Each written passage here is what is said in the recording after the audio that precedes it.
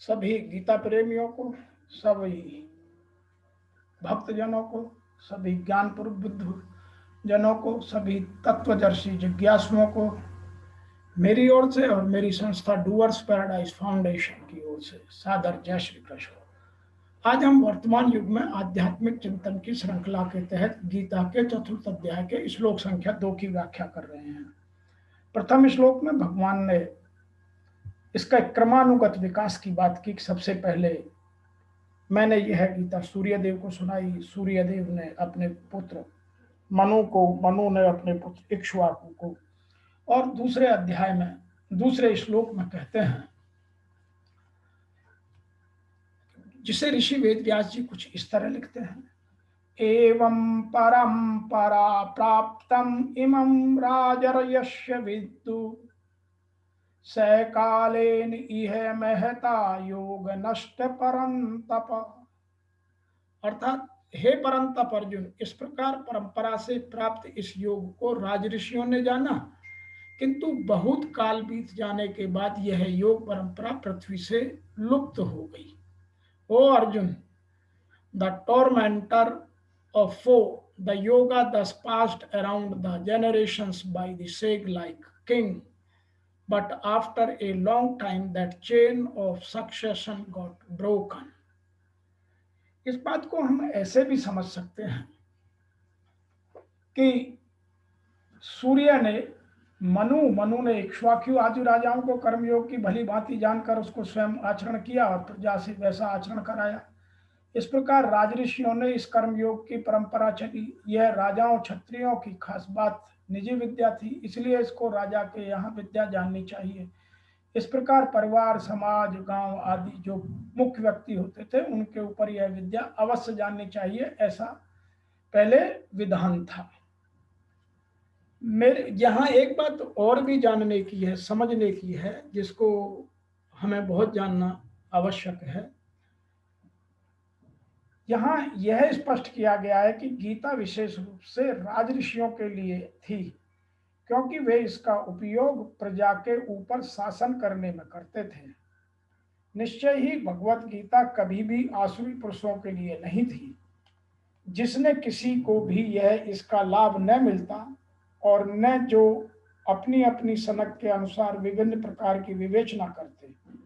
अतः जैसे ही असाधु भाष्यकारों के निहित स्वार्थों से गीता का मूल उद्देश्य उच्छिन्न हुआ, वैसे ही पुनः गुरु परंपरा स्थित करने की आवश्यकता प्रतीत हुई। अब से 5000 पूर्व भगवान ने स्वयं देखा कि गुरु परंपरा टूट गई है, अतः उन्होंने घोषित किया कि गीता का उद्देश्य नष्ट हो चुका है। इस प्रकार इस समय गीता के इतने संस्करण उपलब्ध हैं, विशेषता अंग्रेजी में, कि उनमें प्राय सभी प्रामाणिक गुरु परंपरा के अनुसार नहीं है।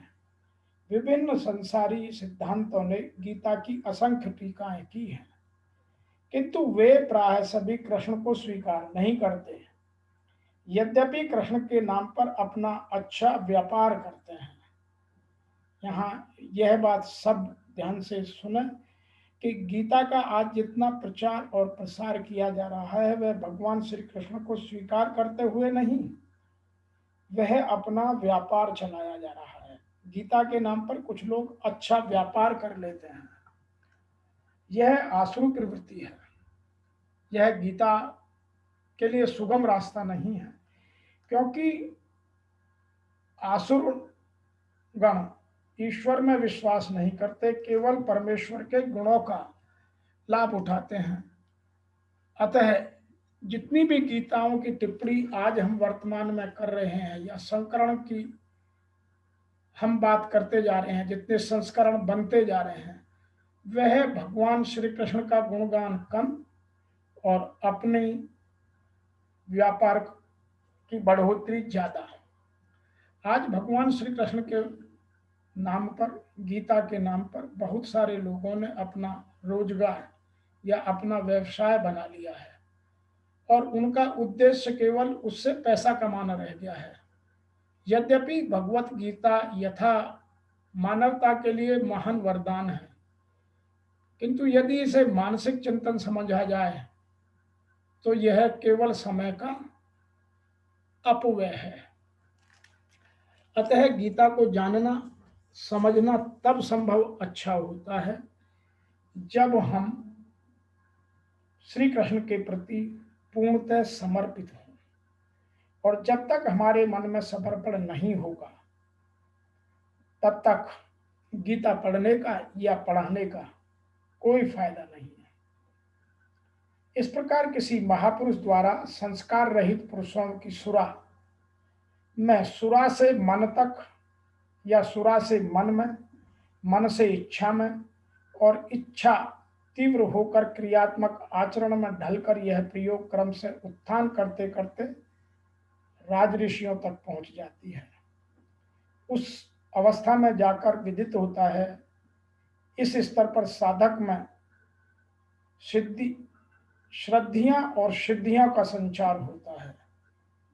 यह योग इस महत्वपूर्ण काल में इसी लोक अर्थात शरीर में, इस भौतिक जगत में नहीं, शरीर में, जहां शरीर ही निवास करती है, शरीर में प्राय नष्ट हो जाता है।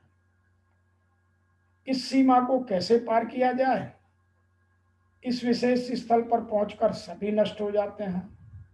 भगवान श्री कृष्ण कहते हैं, नहीं जो मेरे आश्रित हैं, जो मेरे प्रियम भक्त हैं, जो मेरे अनन्य सखा हैं, वह कभी भी नष्ट नहीं होते। जिसकी व्याख्या आगे के चतुर्थ अध्याय के तीसरे श्लोक में करेंगे। तो आज चतुर्थ अध्याय के श्लोक संख्या 2 से हमारे जीवन में उतारने के लिए दो बातें प्रमुख हैं।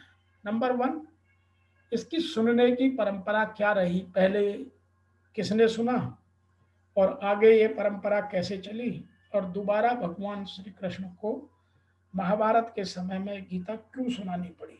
इसका उत्तर इसमें दिया गया है कि गुरु शिष्य परंपरा लगभग समाप्त हो चली थी।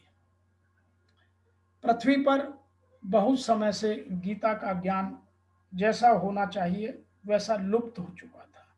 अब पुनः वही स्थिति बनती जा रही है कि गीता पढ़ने वाले पढ़ते हैं, पढ़ाने वाले पढ़ते हैं, लिखने वाले लिखते हैं, रोज नए संस्करण छपते हैं, कितने ही संस्करण बाजार में आ गए हैं, लेकिन वो कृष्ण को कितना मानते हैं या कृष्ण को कितना जानते हैं, वह विषय प्राय लुप्त होता जा रहा है। गीता केवल व्यापार और एक चिंतन का माध्यम बन गया है। गीता का यथास्वरूप समझने के लिए भगवान श्री कृष्ण को समझना अत्यंत आवश्यक है।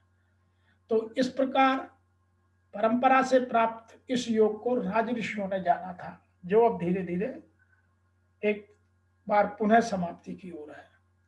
और बहुत समय बीत जाने के बाद यह योग परंपरा पृथ्वी से लुप्त हो गई और पुनः लुप्तता की ओर जा रही है।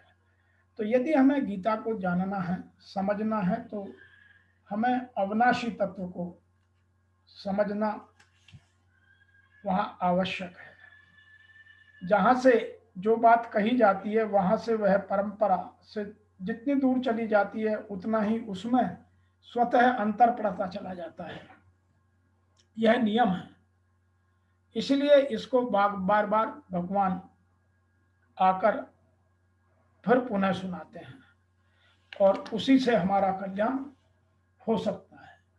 मनुष्य शरीर कर्म योग का पालन करने के लिए है, अर्थात दूसरों की निस्वार्थ सेवा करने के लिए मिला है।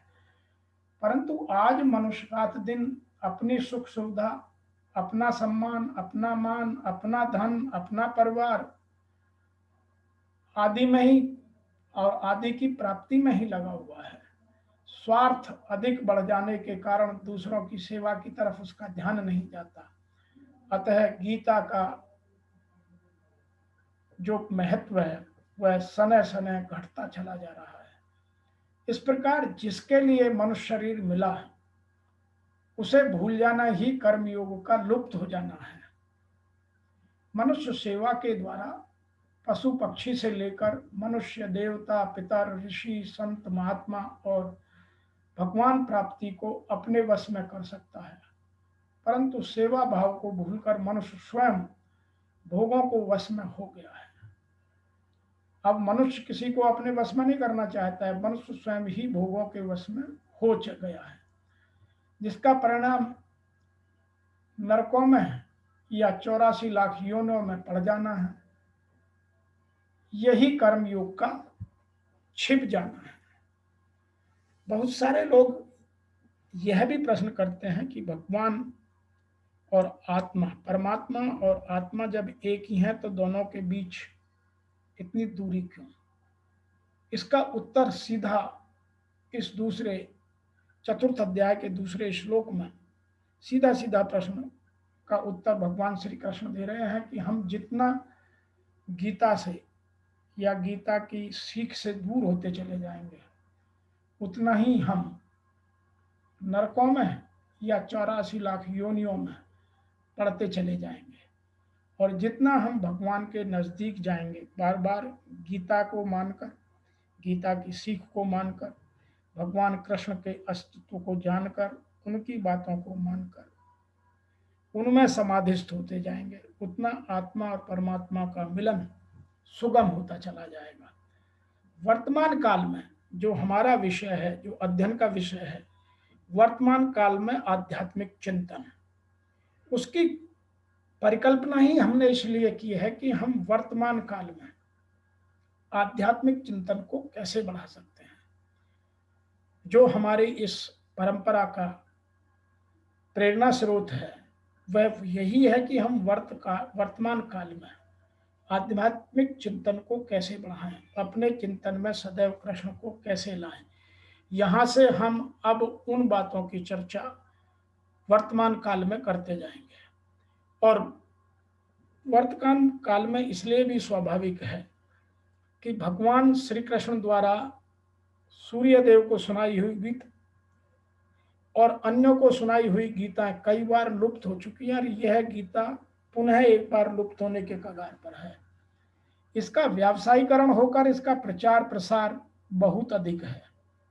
बातें सब गीता की करते हैं, गीता से प्रबंधन की बातें करते हैं, गीता से राजनीति की बातें करते हैं, गीता से गृह प्रबंधन की बात करते हैं, किंतु जो गीता का मूल स्वरूप है, जिसमें हम अपने इंद्रियों को वश में कर, अपने मन को वश में कर, फिर बुद्धि को वश में कर, फिर विवेक को अपने अनुसार बनाकर और आत्मा परमात्मा में विलीन कराने का प्रयास करें, वह प्राय लुप्त होता जा रहा है। हम अब गीता से आत्मा परमात्मा के मिलन की बात नहीं करते, हम गीता से अब कैसे व्यवसाय कर उससे धन की प्राप्ति कर सकते हैं, इस पर चर्चा में लग गए हैं। तो वर्तमान काल में यह समझने की जरूरत है कि हम परमार्थ के लिए कितना कार्य कर रहे हैं। गीता तो पूर्णतः परमार्थ की ही बात करती है, गीता में स्वार्थ के लिए कोई स्थान ही नहीं है, और वर्तमान में परमार्थ के लिए कोई स्थान नहीं है। तो कैसे माना जाए कि वर्तमान में गीता का प्रभाव उदित है? यह समझना हमारे लिए आगे आगे बहुत श्रेयकर होगा, हितकर होगा। हम अब वर्तमान काल में हम क्या कर रहे हैं और गीता हमसे क्या करने को कहती है, उस अंतर पर प्रतिदिन या जब जब हम जिस जिस श्लोक की व्याख्या करेंगे, अब इस विषय पर चिंतन करेंगे। अभी तक हमने इसको जानने का, समझने का प्रयास किया, लेकिन अब वर्तमान में क्या हो रहा है और गीता क्या कहती है, इस अंतर पर चर्चा करते चलेंगे। और गीता की इस यात्रा में हम और आप साथ साथ आगे की यात्रा करेंगे। आज चतुर्थ अध्याय के श्लोक संख्या 2 की व्याख्या में इतना ही। फिर शीघ्र मिलते हैं तीसरे श्लोक की व्याख्या लेकर। तब तक के लिए आपको मेरी ओर से और मेरी संस्था डूअर्स पैराडाइज फाउंडेशन की ओर से ओम नमो भगवते वासुदेवाय नमः। सादर जय श्री